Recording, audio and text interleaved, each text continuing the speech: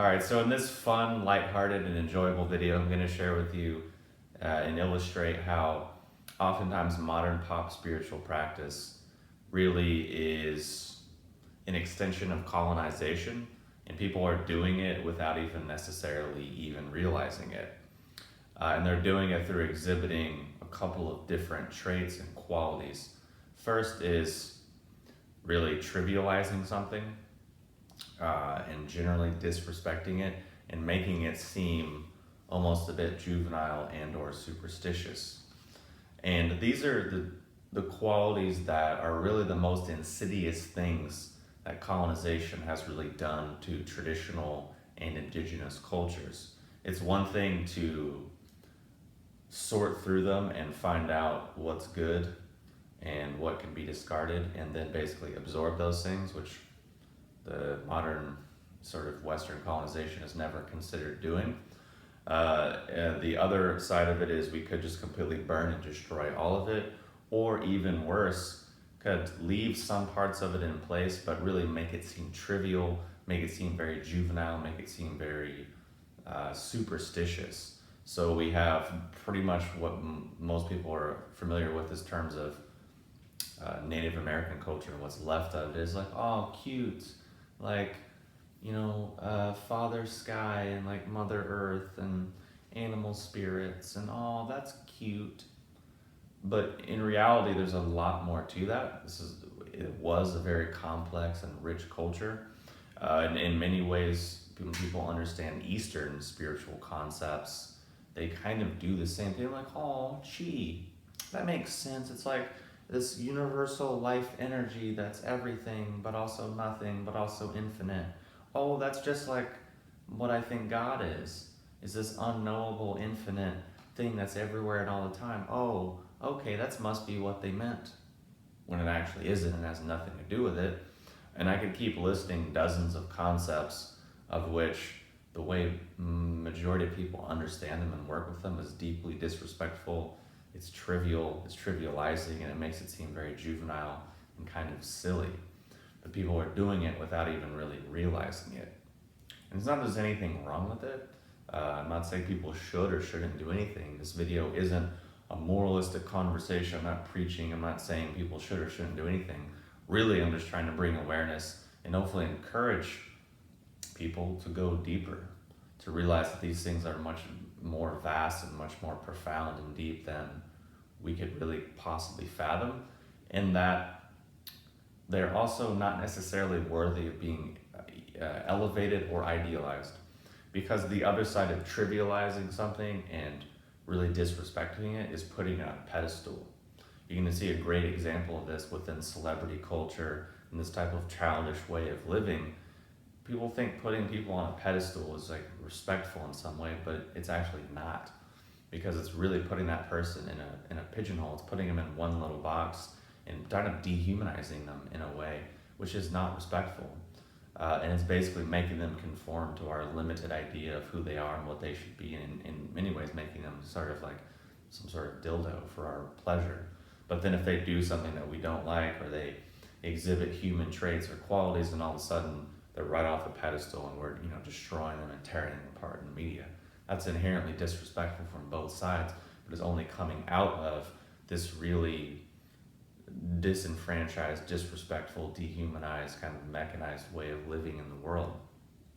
Which, if we're trying to be more spiritual, we're trying to be more in tune or aware, then we should probably have some awareness that these dynamics exist, and we might want to actually look at them and not be so dominated by them. Thus, we don't keep perpetuating them.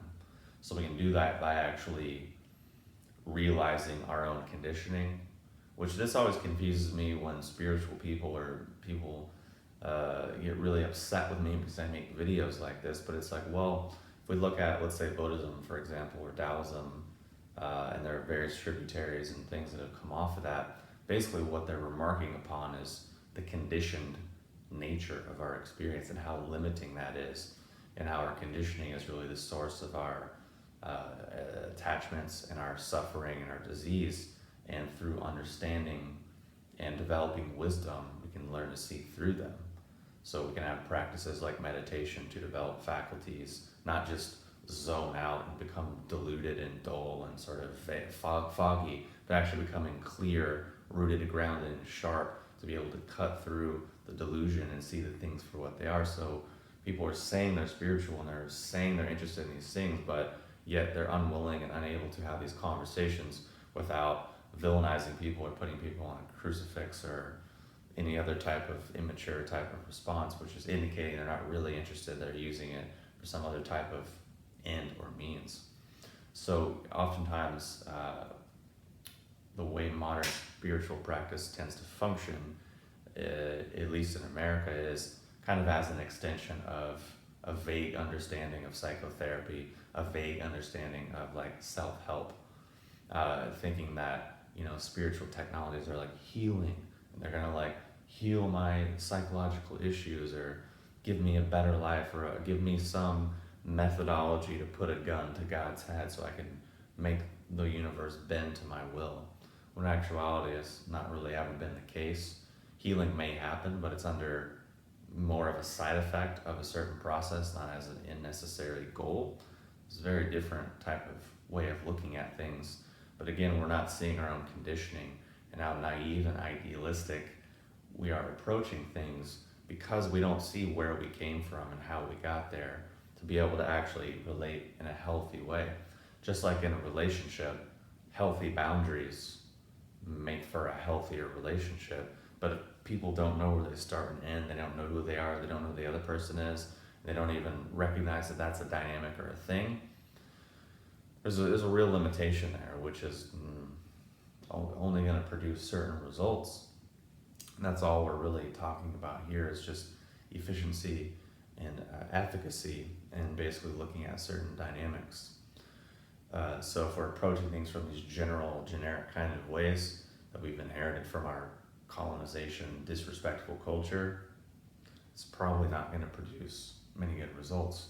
Likewise, if we're also not willing to invest the time and energy in the work to realize that these are skills that we're trying to cultivate, just like any other skill in human life, that it's going to take a lot of time, a lot of energy, and a lot of effort and discipline and dedication on our part to have any type of real results or real success, which is just such a confusing thing because any other area of life, people kind of understand this. You wouldn't expect that you'd be a billionaire or a millionaire just because like you wore a certain necklace, you shop at certain stores, you have a certain diet, you talk in a hush tonality. People wouldn't assume that's going to make you a millionaire. But for some reason, people assume that's going to give them some deep personal transformation or spiritual growth. When sure, there's nothing wrong with it, and it might be useful, it might be helpful, and it might make you feel good, which is great. But these are very different things. But again, to say that this ancient tradition that existed for an extremely long period of time, under which millions of people suffered and gave their lives for, to say that its end purpose is to help you be nice and feel good, is that trivializing it? Is that really just exerting the dynamics of colonization on another culture, which we never took the time to understand? We never took the real dedication and discipline to, number one, see ourselves and to be able to see the thing for what it is and distinguish between the two and actually have some dedication and investment and accountability and responsibility in those regards? Probably not. So that is why what I'm saying is very likely true, very likely highly popular and commonplace, which is probably why we're in the state of things that we're in, which is fine. I'm not here to say it's good or bad, right or wrong. I'm just sharing a perspective, which makes sense for the reasons that I've shared and many other reasons, but I'm trying to be concise because it's a YouTube video and I don't have really hours and hours to sit here and go through a whole presentation, because that would be entertaining for me, but I'm not so sure it would be that entertaining for everyone else.